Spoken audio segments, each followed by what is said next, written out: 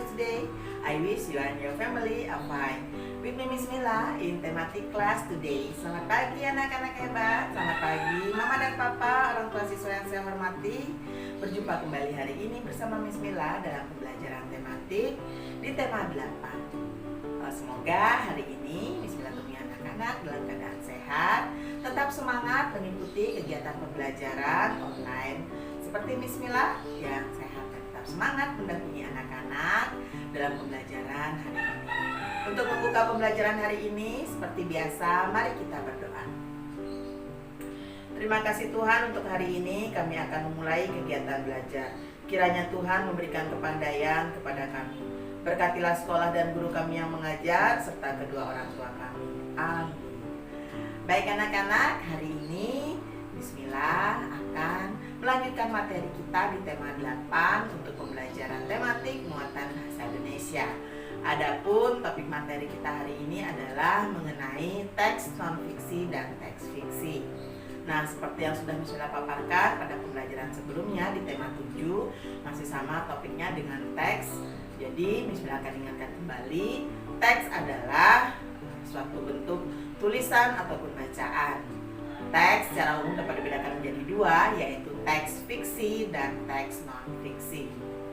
Teks fiksi adalah teks yang ditulis berdasarkan rekaan atau hayalan dari penulis bacaan tersebut. Contohnya yaitu novel dan yang lainnya. Sedangkan untuk teks non-fiksi adalah suatu teks yang ditulis berdasarkan kenyataan atau fakta yang terjadi. Contohnya yaitu karya ilmiah, bibliografi, dan yang lainnya. Nah, pemaparan materi untuk hari ini Miss Mila sudah siapkan suatu video. Silahkan kalian simak dengan baik, kemudian kalian catat ke dalam buku catatan kalian. Silahkan menyimak anak-anak.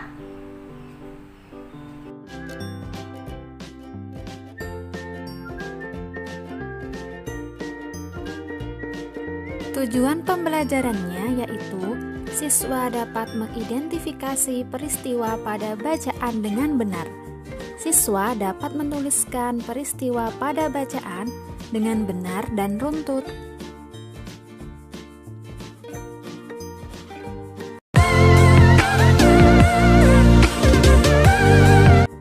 Materi yang akan kita pelajari adalah cerita fiksi dan cerita non-fiksi. Cerita merupakan karya sastra yang terdiri dari susunan beberapa peristiwa yang saling berhubungan satu sama lain dengan tujuan mengisahkan atau menjelaskan sesuatu. Cerita dibagi dua, yaitu cerita fiksi dan cerita non-fiksi.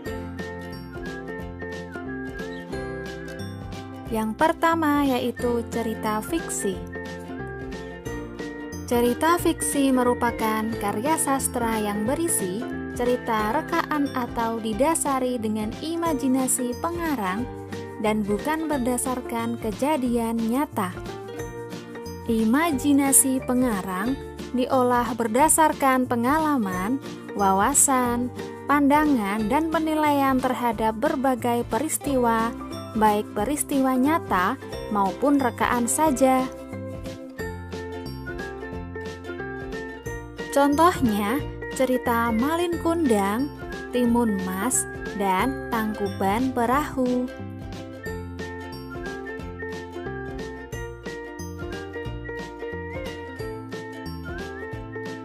Yang kedua yaitu cerita non-fiksi. Cerita non-fiksi merupakan karya sastra yang dibuat berdasarkan fakta, realita, atau hal-hal yang benar-benar terjadi dalam kehidupan sehari-hari. Dalam menulis teks non-fiksi, penulis terlebih dahulu melakukan pengamatan dan penelitian terlebih dahulu. Hal tersebut dilakukan supaya cerita yang ditulis benar-benar berdasarkan kenyataan yang ada di lingkungan atau berdasarkan kejadian sesungguhnya yang terjadi.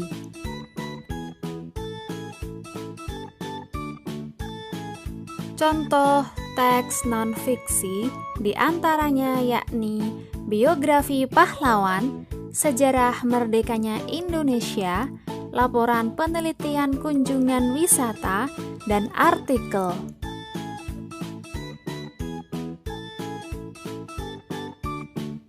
Lalu, apa saja perbedaan cerita fiksi dan non-fiksi?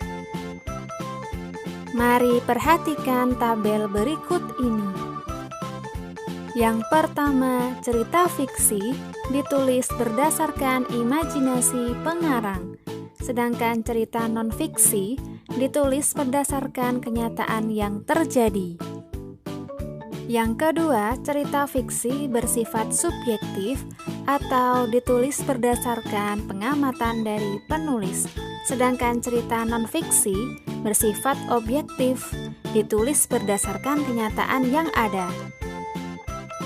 Yang ketiga, cerita fiksi memiliki bahasa yang bermakna ganda, sedangkan cerita non-fiksi bahasa yang digunakan bermakna tunggal. Perbedaan yang keempat, cerita fiksi dibuat untuk memberikan hiburan, sedangkan cerita non-fiksi dibuat untuk memberikan informasi dan pengetahuan.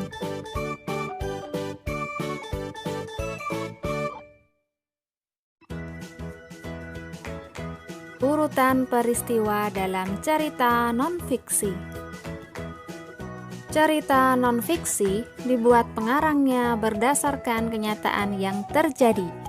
Dalam teks non-fiksi terdapat penjelasan mengenai sebuah peristiwa di mana peristiwa tersebut berhubungan satu sama lain. Peristiwa merupakan suatu kejadian yang dapat membuat orang menjadi senang ataupun sedih. Untuk memahami isi bacaan dengan mudah, kita dapat menuliskan urutan peristiwa dalam bentuk peta pikiran.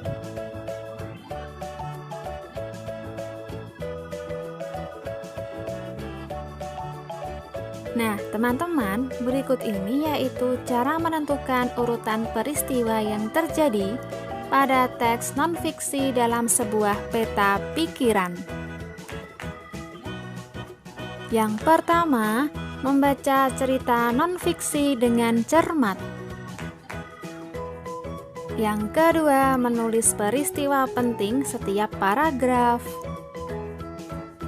Lalu yang ketiga, mengurutkan peristiwa setiap paragraf dalam bentuk peta pikiran.